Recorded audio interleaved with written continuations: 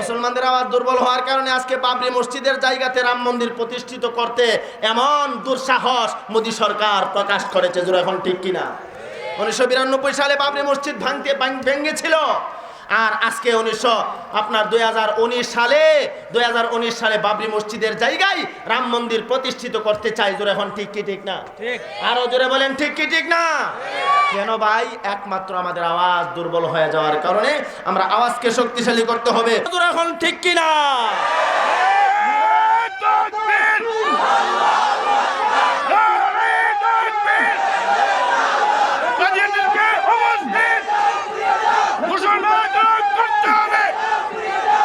ভাই ভালো করে শুনেন, এটা মাদ্রাসার মাহফিল, বক্তৃতা দেওয়ার মঞ্চ না। বক্তৃতা দেওয়ার ইচ্ছা ছিল না, ইচ্ছা করেছিলাম মনটাকে দুর্বল করে নরম করে আল্লাহর দরবারে কিছু কান্না করব, আল্লাহর ওলিদের কাছে আসছে একটু বরকত নেব।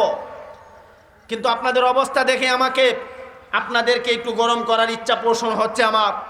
আজকে আমাদের আওয়াজ দুর্বল হওয়ার কারণে নাস্তিক আর মুরতাদরা এইভাবে নবীর সুন্নতের উপরে কটূক্তি করে, কোরআনের বিরুদ্ধে কথা বলে, আর এই গটিবই কাদিয়ানির বাচ্চারা মাদ্রাসার ভিতরে ঢুকে ছাত্র তালিবুল ইলমদেরকে আহত করে। ঠিক কিনা?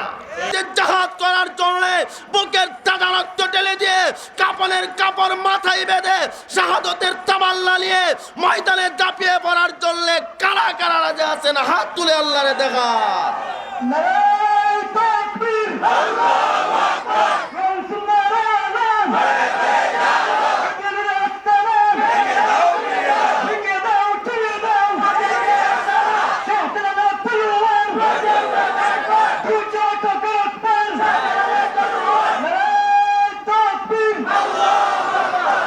আমার ভাই, এটা বক্তৃতা দেওয়ার মঞ্চ না, পূর্বেই বলেছি। এরপর আপনাদেরকে সজাগ করতে চাই, আমাদের আওয়াজ দুর্বল হওয়ার কারণে বেঈমানরা, নাস্তিক মুরতাদেরা মুসলমানদের উপরে এমন নির্যাতন করতেছে।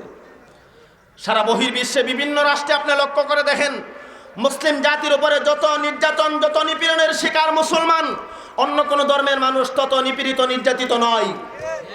অন্য দেশগুলি তো বেঈমান দেশ, সে দেশগুলির কথা বাদই দিলাম। বাংলাদেশের উদাহরণ টেনে আনলে দেখা যায়, এই বাংলার জমিনে যত মুসলমান নির্যাতিত হচ্ছে, অন্য কোন ধর্মের মানুষ তত নির্যাতিত হয় নাই। আপনারা দেখেন না, যুগে যুগে দেখা যায় বিভিন্ন বেঈমান শয়তানের আবির্ভাব হয়। ওলামায়ে কেরামের উপর আক্রমণ, কওমি মাদ্রাসাগুলির উপর আক্রমণ। তারা দেখে কওমি মাদ্রাসা যদি থাকে, তাহলে এত সহজে মানুষকে বেঈমান বানানো, মানুষকে জাহান্নামে পৌঁছানো সম্ভব হবে না।